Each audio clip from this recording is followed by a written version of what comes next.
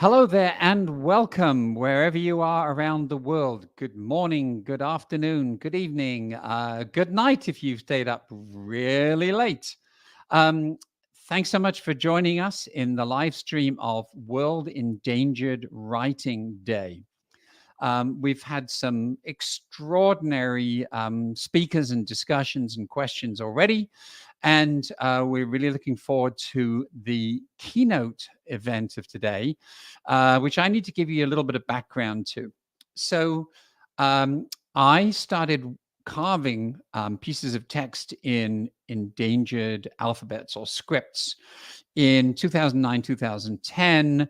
And I was fascinated by the scripts themselves, their visual character, the fact that so many of them looked like I wasn't expecting writing to look like.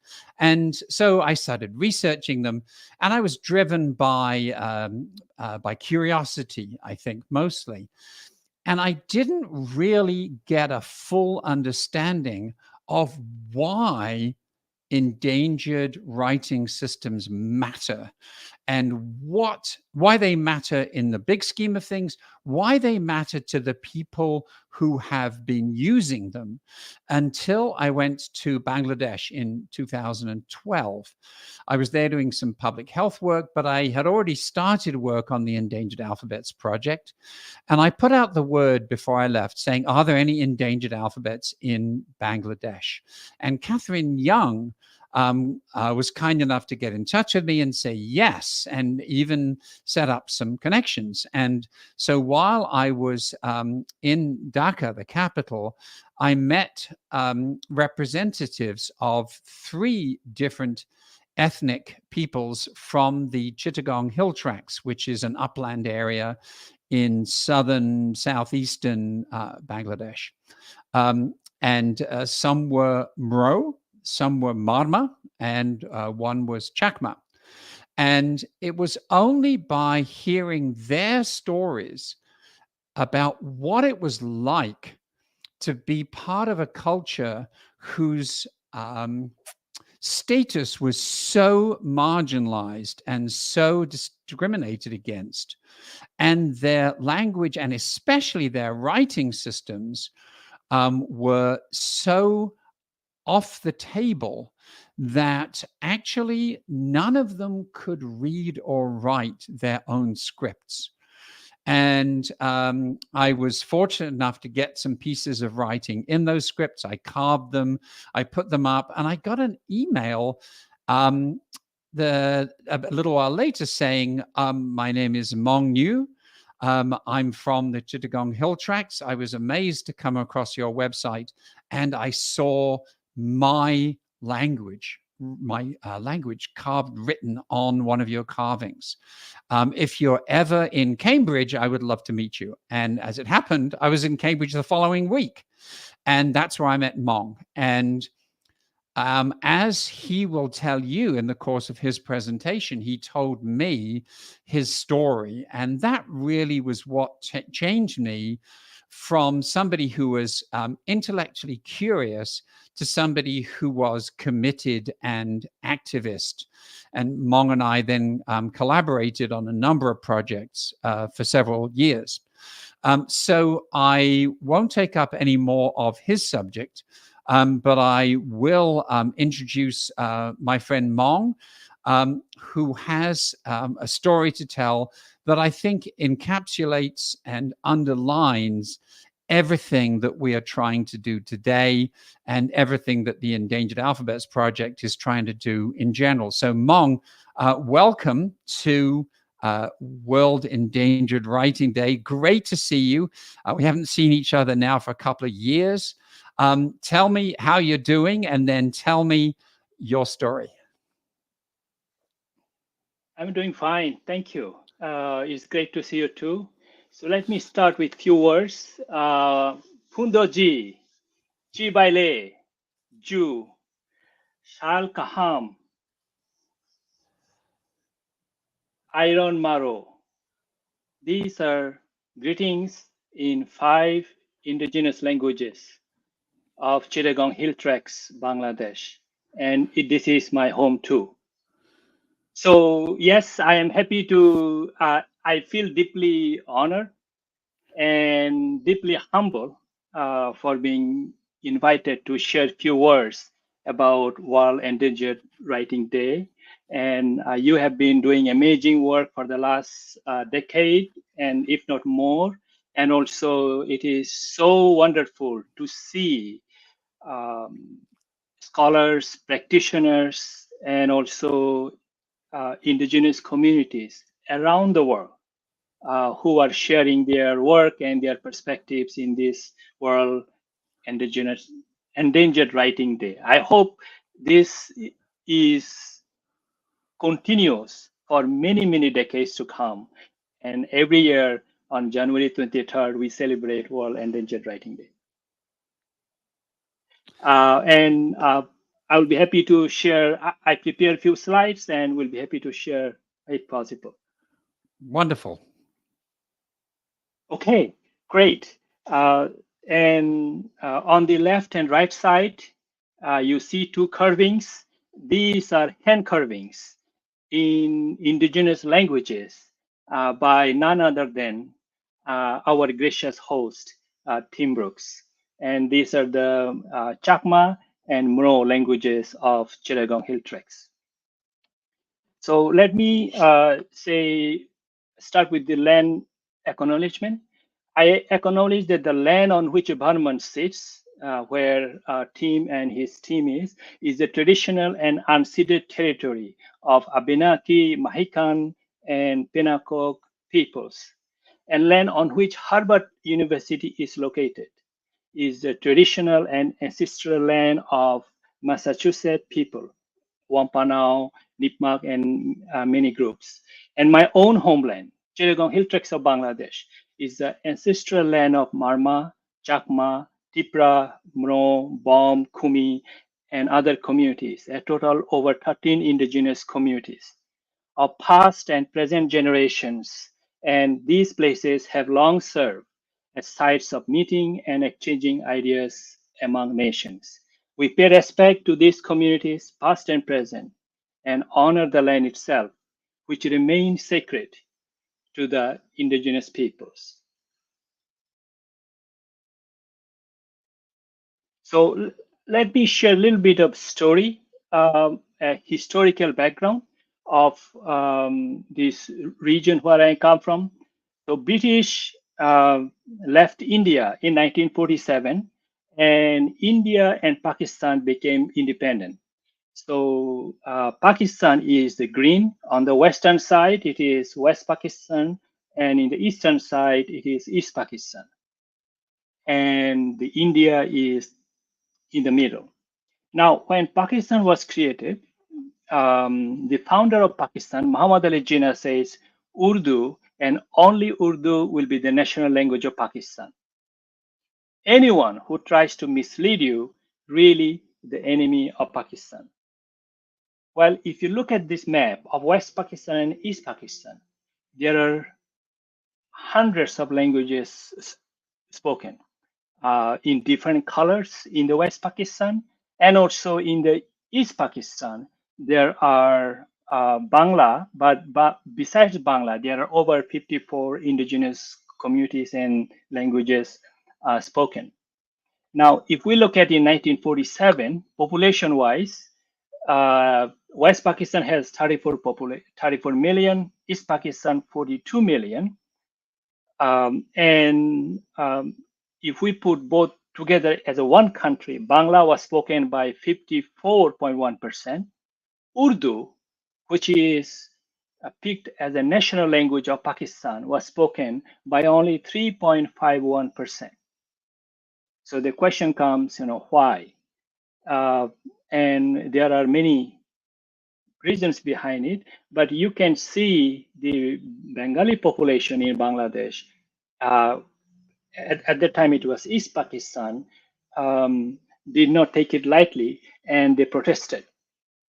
And when they protested on February 21st in Dhaka, 5 young men were shot. And And even though Pakistan recognizes Bangla as a second language in 1956, but it already galvanized the independence movement in East Pakistan, and which later became Bangladesh. So language is a very much important role in the creation of Bangladesh. So in Bangladesh, 21st February is celebrated Mother Language Day, and you can see that this is the monument. It's called Language Martyrs Monument. No other country on earth you will find such a language martyrs monument in every cities, in every schools, even in a remote rural areas. In 1999, UNESCO declared 21st February as the International Mother Language Day. And this brings me to my homeland, Chittagong Hill Tracts. This is my home. Well, not exactly this little home on the side of the hill, but the general vicinity of this area. It is very nice in terms of high green mountains and views. So Chittagong Hill Tracts has 14 indigenous communities, each with distinct languages. Population is approximately 950,000. And ethnicity, language, and culture are distinct from the Bengali majority. So these are indigenous people in traditional dresses, indigenous family, husband and wife with children, and the Mro people, their very unique flute dancing, and also this is Marma dance. Now, what happens, we know what happens during the Pakistan time with Urdu. And when Bangladesh became independent, the constitution of Bangladesh, Article 3 says Bangla is the national language of Bangladesh, and only Bangla. There is no other language included in the constitution recognizing the national language of Bangladesh.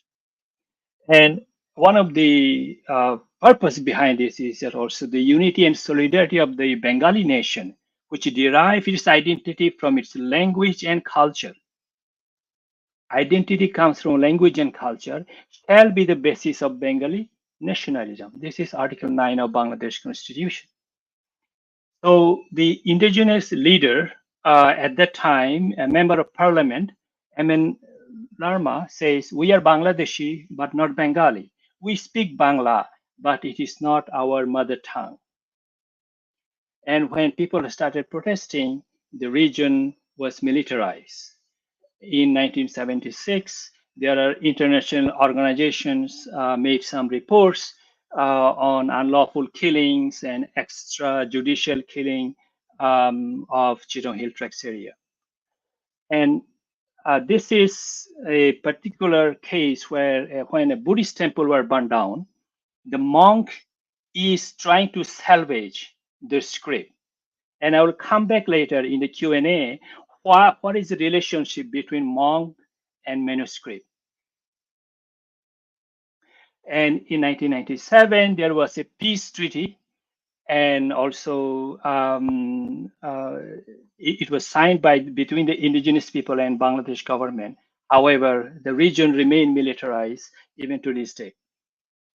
So if we look at Bangladesh map, you can see that Bangla, although it is spoken by the majority, but it is rich with various indigenous communities and culture. I am mainly focusing on today on the northeastern part, which is Chittagong Hill Tracts. But if you look at it on the northwestern side and northeastern side, there are many indigenous groups, and also they have distinct languages. So here is Mro and Chakma alphabets. On the left here, you see the Kokborok, which is the language of Tripura people. An interesting story about that is currently in Bangladesh, the Kokborok language is written using the Latin alphabets. And on the Tripura state of India, they use Bangla alphabets. And Marma and Rakhine uses something very similar to Burmese language. And this is also a poem carved by Tim Brookes in Marma language. And this is what I saw and on Tim's website, and that's why I sent him the email, because I was so excited to hear someone in Vermont is carving in the Marma language. So in the northern side, if we look at the Garo people, they call it Achuk Tukbirim script. And you can see that their script also shown and their alphabets. And this is, I took it from Omniglot. I also know from my personal connections. Shantal is another group, and they also use Oil Chiki script. And you can see their writing also. The Manipuri people, and today the first speaker spoke about a little bit about Manipuri, and Manipuri language is something we have Manipuri indigenous groups in northeastern side of Bangladesh, which is in the Sylhet and surrounding areas, and they also value language very much. So they have something called Meitei Language Day, which is celebrated on 20th August of each month.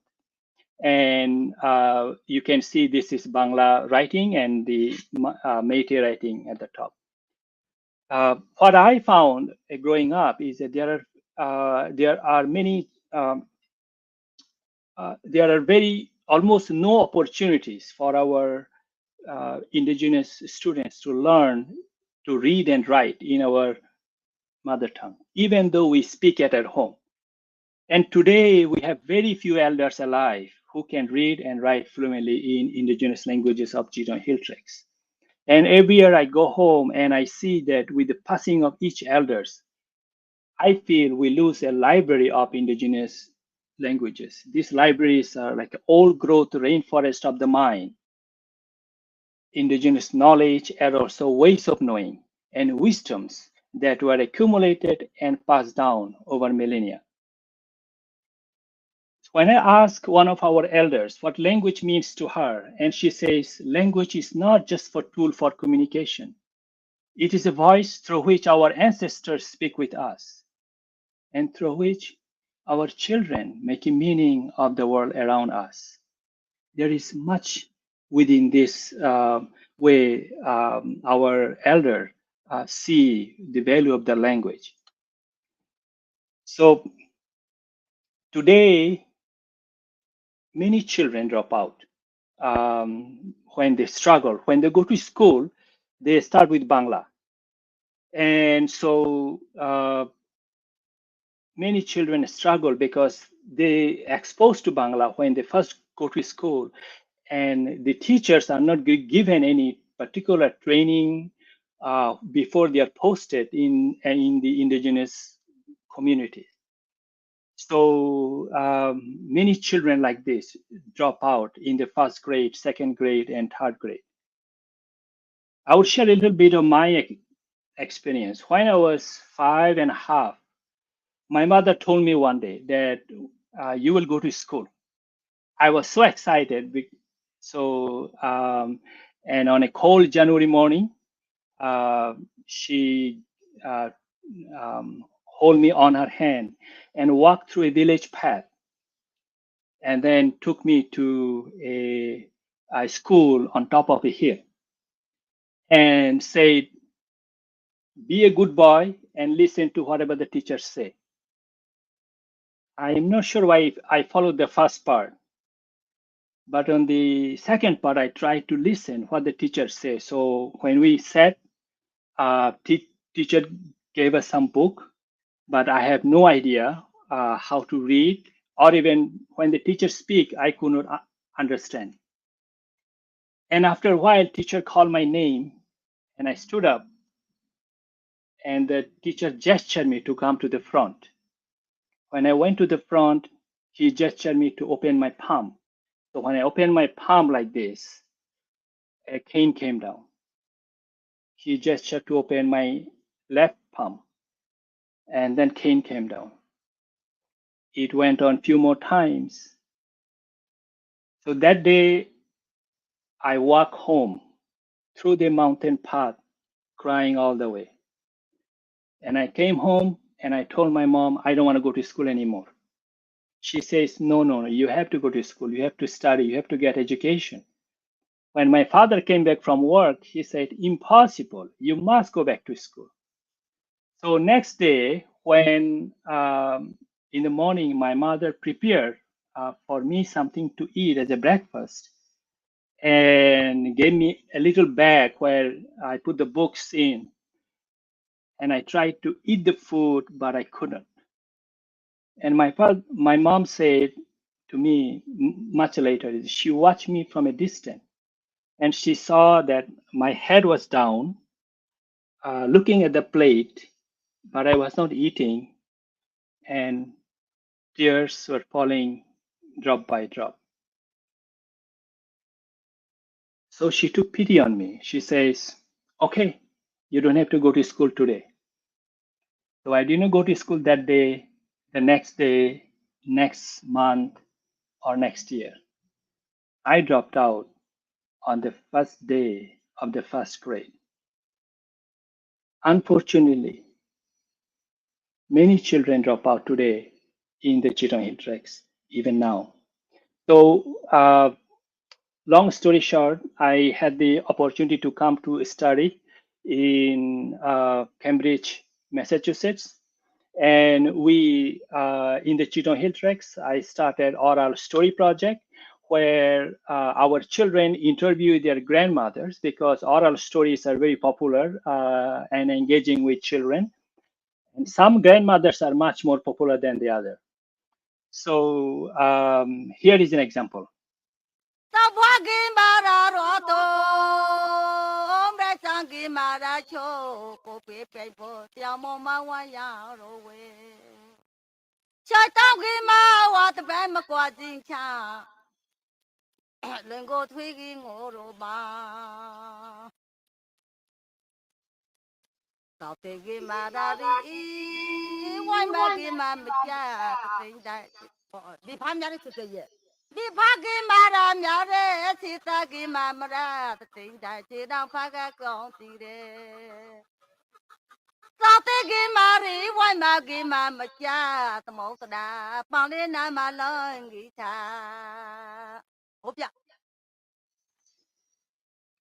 Great. So because I was in Cambridge, Massachusetts, I heard about Professor Noam Chomsky, and I made a request to see him because he was in the linguistic department.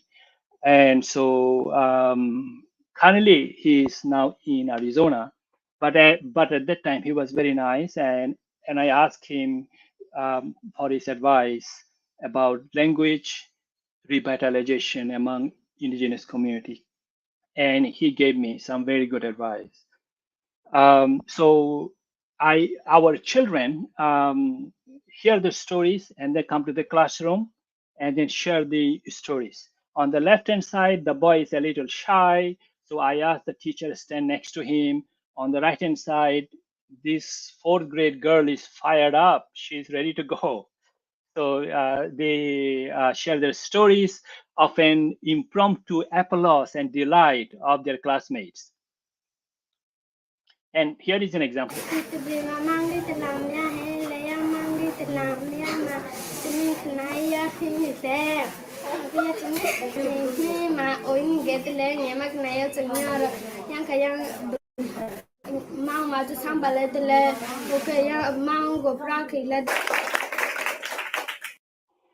So she told the story for 17 minutes. I just cut it down for time. And so when the stories are told, I work with the communities, video record them, and with a global team of illustrators, authors, book designers, including some of team members. And we publish this beautifully designed multilingual storybooks.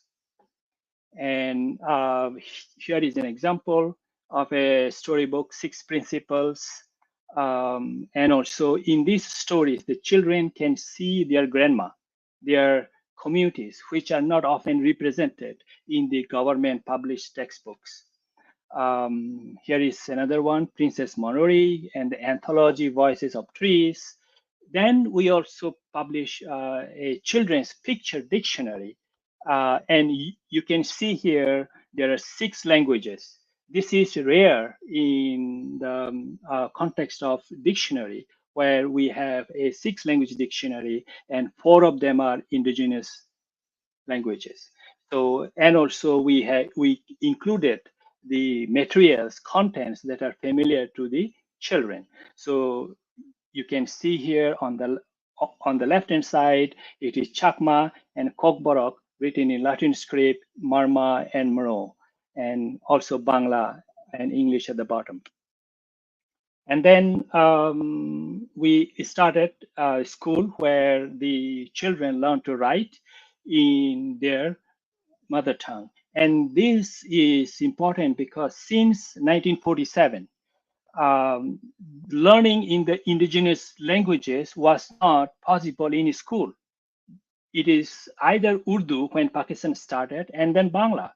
So through our initiatives, our children learn to not only just learn to read, but also read and write from the books, using the textbooks in the school setting. And here I asked a boy to write the numbers. He wrote 1, 2, 3, 4, all the way 13, 14, and he keeps writing, and the proud teacher standing by. Here is an example. Eh, bro. 어디 있어? Eh, 루이, 이거, 루이. 내가 카메라에 돼.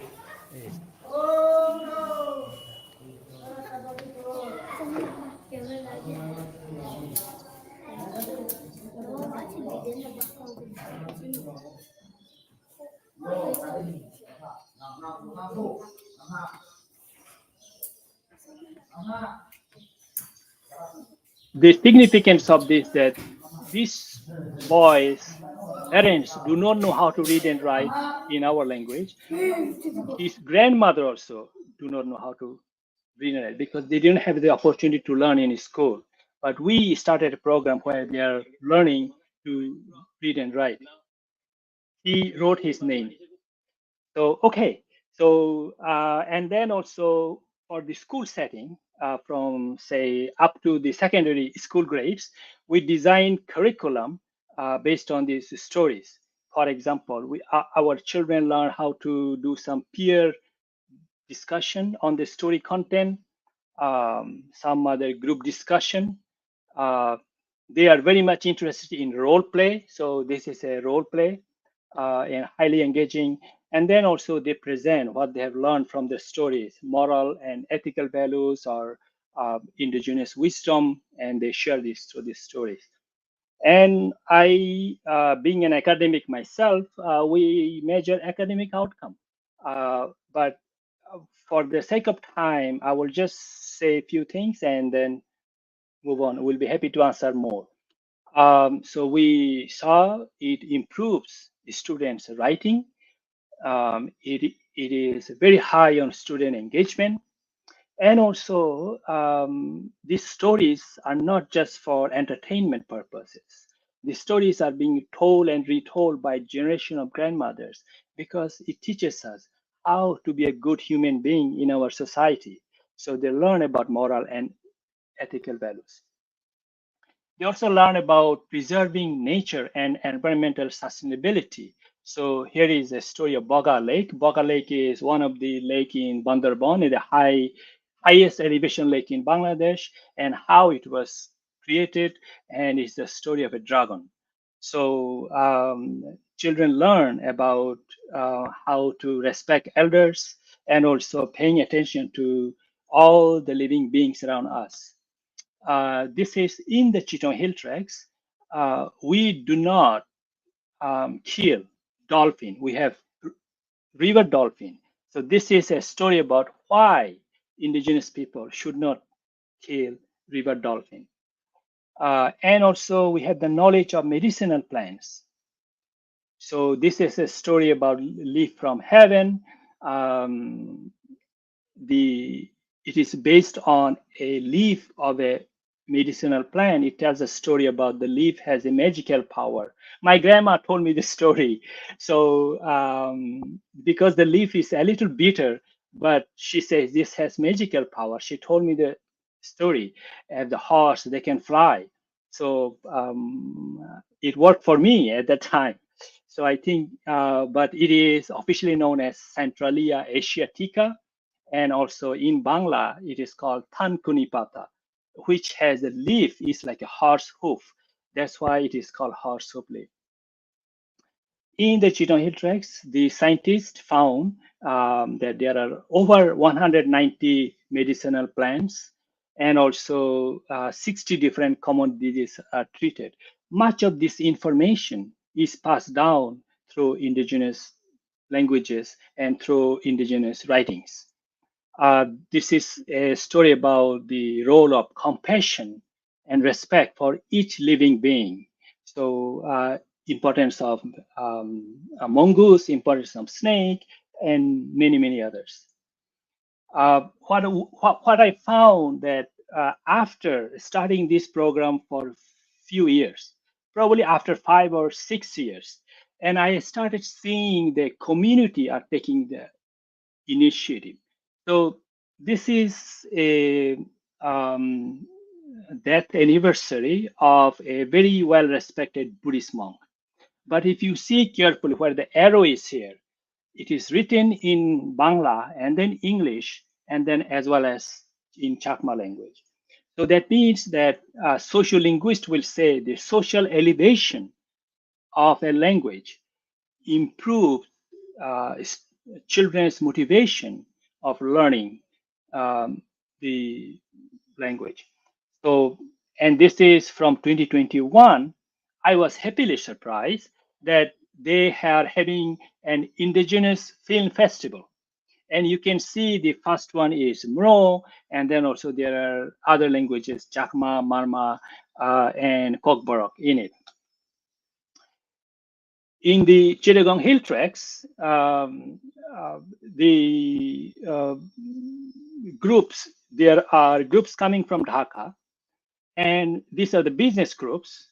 They want to make a 5-star hotel, build a 5-star hotel, but displacing indigenous people from their land, ancestral land. So indigenous people come to protest. This is the land of Mro people. So you can see that they wrote these signs in Bangla, but here they use Mro language. Even when they want to protest, they protest in their mother tongue too.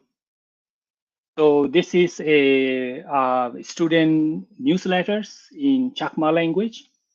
And this is my pleasant surprise. 2 years ago, the one young person from Mno community wrote a Mno grammar book. And I also observed that there is a global collaboration of indigenous languages. This is our children's book, translated in Brazilian Portuguese. That means the children in Sao Paulo read the stories of Boga Lake and the dragon, and also in German and in French. So I have colleagues who help us to translate, and then these are distributed to the children in some schools, and also Korean as well as in Chinese. I want to share this because this is something that Tim wrote and hand carved, and it deeply touched me. It's a poem. These are our words, shaped by our hands, our tools, our history. Lose them, and we lose ourselves. So thank you, Tim, for not only just carving it and sharing it with me. We received some book awards. And this is an example of Harvard University graduation. So in the Graduate School of Education, when they graduate, they waive children's book or book in general.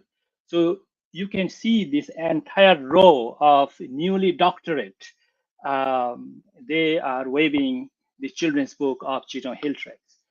So when I showed this picture to children in the Chiton Hill Tracks who collected the story, they could not figure out why some adults wearing strange robes are so excited about the children, about the books.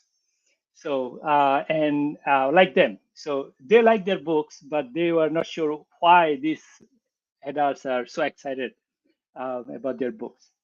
So finally, good news. There's a good change that we share our finding with the Bangladesh government, and there are multiple organizations work in the Chittagong Hill Tracks, and we share our study findings, research data, and also continually advocate for our language-based instruction. So Bangladesh government finally agreed to allow up to the third grade um, mother tongue could be side by side with Bangla. So in the kindergarten, they will read in their own language, few Bangla alphabets, but on the first grade, there will be one book in Marma or in Chakma or in Kokborok, uh, as so it will go up to the third grade. But we have the limitation up to the third grade. I think there should be opportunities to go beyond third grade, and it creates hope. Most and when I ask the community members what it means to them, and many of the school teachers say they not only just now speak at home in their daily lives, and but also they're learning, and it gives them the confidence and do better in their exams. This makes me hopeful about our future. So I think that the challenge for us now is not only just to create hope. How do we sustain the hope for a long time? Uh, One quick thing I want to mention is that language is a right and enshrined in the United Nations document. So UN Convention of the Rights of the Child in the Article 30 says that a child belonging to such community, particularly indigenous, minoritized, and shall not be denied the right of practicing their religion or use his or her own language. United Nations also has a group called has a declaration called UN Declaration on the Rights of Indigenous People. Article 13: Indigenous people have the right to revitalize, use, develop, and transmit to future generations their histories, their language, oral tradition, philosophies, writing system, and the literatures. So when I am not doing much study and research in Massachusetts or in Cambridge, I go to the schools, and these are the third graders, and I have a storytelling sessions with them. And these are the kindergarten children, and this is another storytelling session. And the curiosity and wonder in the faces of these young children makes everything worthwhile. We also created songs. So here is one.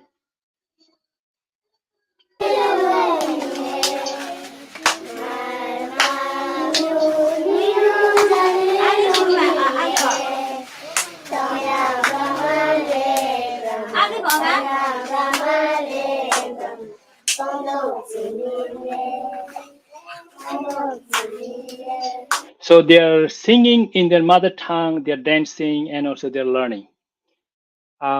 So this is Chittagong Hill Tracks, and every year hundreds of thousands of tourists come to Chittagong Hill Tracks. They're mesmerized by the beauty of this land, the green mountains, the majestic waterfalls, and the turquoise blue Kaptai Lake. But for me, what inspired me and the most beautiful thing of the Chittagong Hill Tracks are the children. So we work communities with the communities to remove the barriers so that the children can sing, can dance, can play, can shine, and light up our world. With that, I end my presentation. As our children say, Amyaji Chijutimba. Thank you very much. Wow. Thank you, Maung. And there's something that Maung kind of understated. At the when I first met him, which is 2012, and he told me of some of the challenges that he had faced in at that time, just the very first school that he was trying to put together. And he told me about being arrested and interrogated for hours, them trying to confiscate a video camera he'd used for videotaping the children's storytelling. It became really clear to me that at any moment he could be arrested and just disappeared. And actually, one of the reasons why I founded the Endangered Alphabets Project was to pull together a bunch of people of sort of prestige in the West. So it would just make it a little bit harder for the authorities to make him just go away. That's the kind of courage and danger that those early years in particular involved. Another thing I want to say is that I have some of these, Boga Lake, I have some of these books to give away. Yeah. And so I'll be sending out messages to everybody who registered for World Endangered Writing Day, inviting people to get back in touch and let us know if you're interested in copies of these and other books from around the world. Okay, just amazing comments and questions turning up here. So let's do a little bit of Q&A here. Yes, you skipped over the story about how you managed to go from a first day dropout to getting into Harvard. So I'd like you to tell them the story about what it involved for you to go to school when you got into that boarding school in Bangladesh, what the journey to that school involved. I think sometime in the past, I used to say, I'm very fortunate. I think fortune plays a role, but for me also, what happened that it is the work with the entire community, my parents, and also my mom particularly. I am who I am because somebody loved me. I am who I am because somebody took care of me. So when I left school in the first grade, my mother, who was one of the few women in the Chittagong Hill Tracts from the Marma community who had 10th grade education. But how was it possible? Well, during the Second World War, the British soldiers were fighting the Japanese near the Bangladesh, India, and Burma border. And the Indian soldiers, meaning the British soldiers who are from India, they came to this part of the world. And they were fighting the Japanese who were attacking from the other side. And in those cases, my grandfather found a job to be a tailor for the British Army. So near the end of the war, when he found out, super joyed that he was pregnant. My grandmother, his wife, was pregnant with their first child, my mom. And the Indian soldiers of the British Army told him is that educate your child.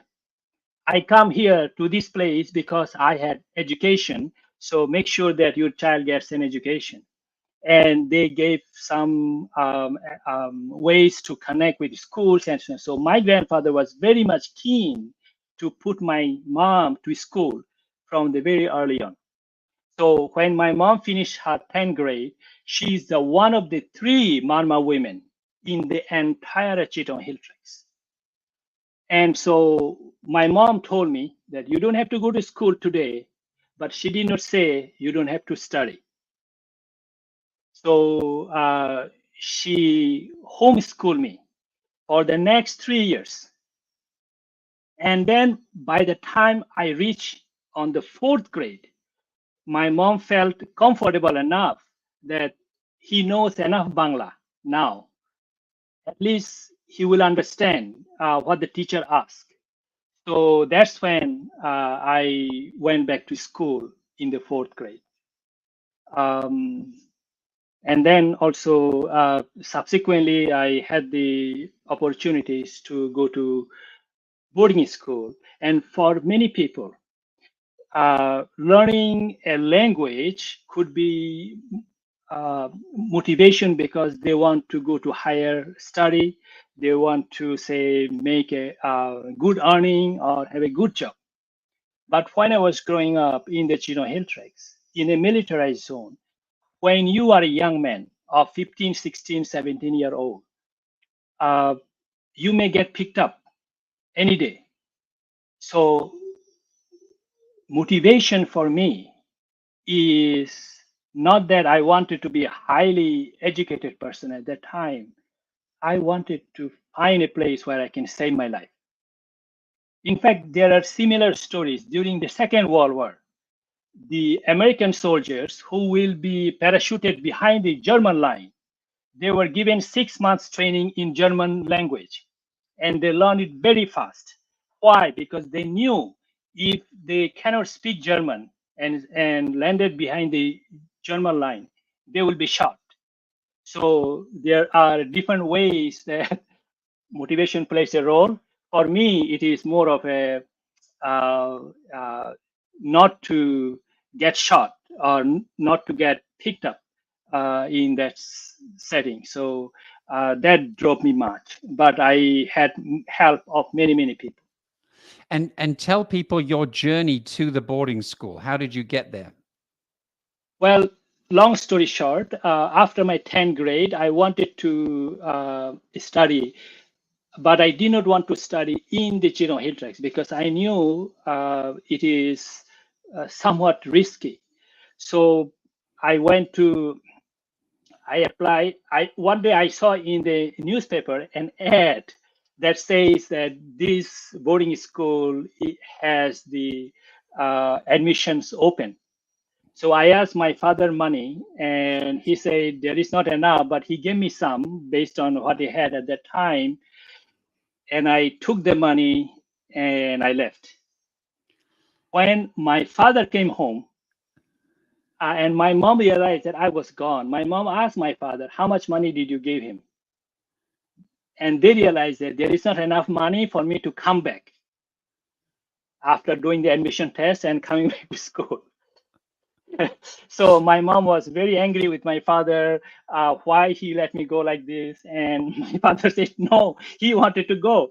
So long story short, my father then collected some money from my uncles, other relatives, and sent my uncle, my mom's youngest brother, to search and find me to the boarding school.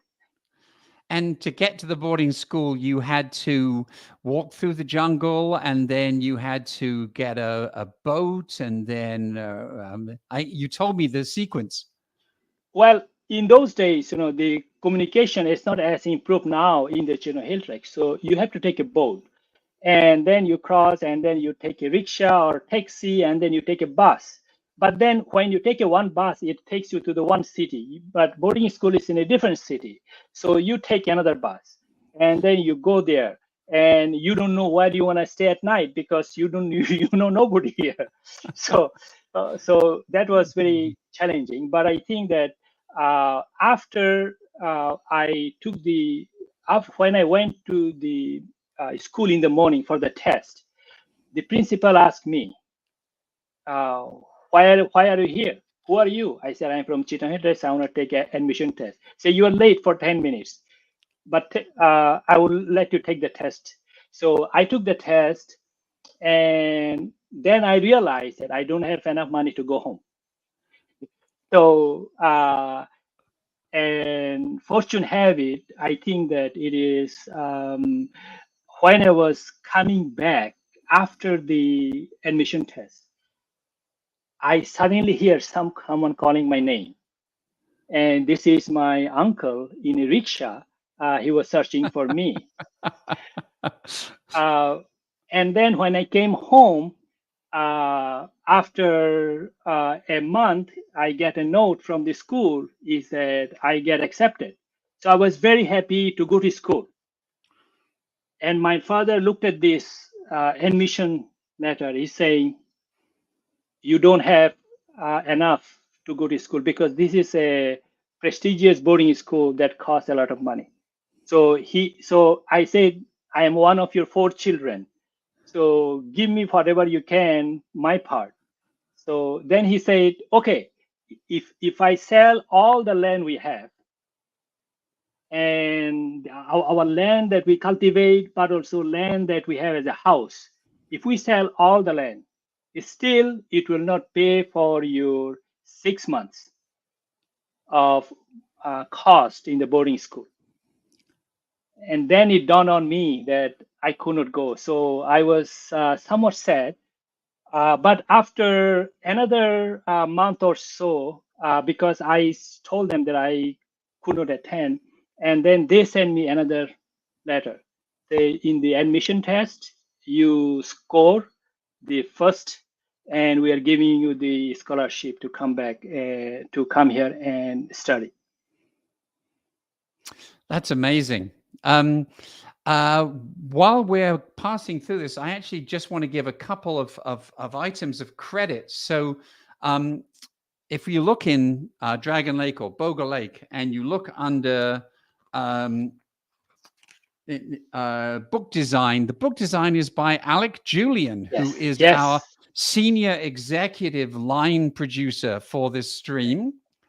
And the 6-language dictionary, which you showed, I should give credit to my students at Champlain College, because that was actually a project that they worked on in terms of illustration and editing and some fundraising. So one of the things that is just, I think, the hope for the future that you're talking about at the end of your presentation is that people get inspired by this. People want to get involved. And in the same way that that you were drawn into the work that you do in terms of creating schools, people want to help you and the community that you've been creating to take this work further and to expand it, because yes, the Chittagong Hill Tracts are obviously vital, but as you said, I think you said there were something like 50 different indigenous languages around Bangladesh? Yes, all over Bangladesh. Even government recognize at least 50 indigenous communities. I think most of the languages are on the brink of extinction. So I have started working with other indigenous communities in Bangladesh, as well as with some of my colleagues in Northeast India. Yes, and here, go ahead. And here I would like to share that indigenous communities around the world started to recognize that we cannot wait for the government to solve our language revitalization problem or issues. So indigenous communities are working within the community, but also they are connecting with other indigenous communities around the world. For example, I saw the Maori people from New Zealand were invited to the Ainu people in Japan, right, and share their language revitalization initiative. Because there is a more increasing understanding is that when someone say, Maung, you're doing this and it is good for your community, I say to them, you are getting only half of the story, because the language is not good for just one community. A language is an old growth forest that contains generations of knowledge, songs, and wisdom. And so in a way, we can think of a language is good for the whole country. It is it enriches our experience and culture, as well as it is an asset to our humanity. So I am very happy and excited to share this. And also, UNESCO has declared 2022 to 2032 a decade of indigenous languages. So there is an international recognition about the importance of languages as well as writing systems and script. And also there is more initiative around the world. On that note, thank you so much for joining us. I can tell from the comments that people have been absolutely inspired by it. And I just say, stay in touch. Don't be a stranger. And I look forward to hearing everything you're up to over the coming years. Take care. Great. Thank you so much. Thank you so much for the invitation. So just to wrap up this session, you may or may not know that the live stream that we're doing is only part of what we have to offer for World Endangered Writing Day. We also have put a lot of stuff on our websites. There's 3 of them. The main one is endangeredalphabets.com. There's endangeredalphabets.net, which is our atlas of endangered alphabets, which has just doubled in size today, and is just full of extraordinary discoveries and wonderful stories. And then, of course, there is the website for World Endangered Writing Day, where we have put things like the books that we're going to give away, the people and organizations that we nominated and recognized in our awards ceremony. We've got a whole page we haven't even mentioned yet about the first pioneers in the West who began to help digitizing minority scripts, which, by the way, leads right into our next presentation coming up in just about 2 minutes. And many of these ideas are in my book, Writing Beyond Writing, which is officially launched today. I invite you to check that out. With that, I will close down this particular talk and nip on over to the next StreamYard studio. I hope you have had a great time. I hope you continue to follow us and support us as best you can. And best wishes. Thanks.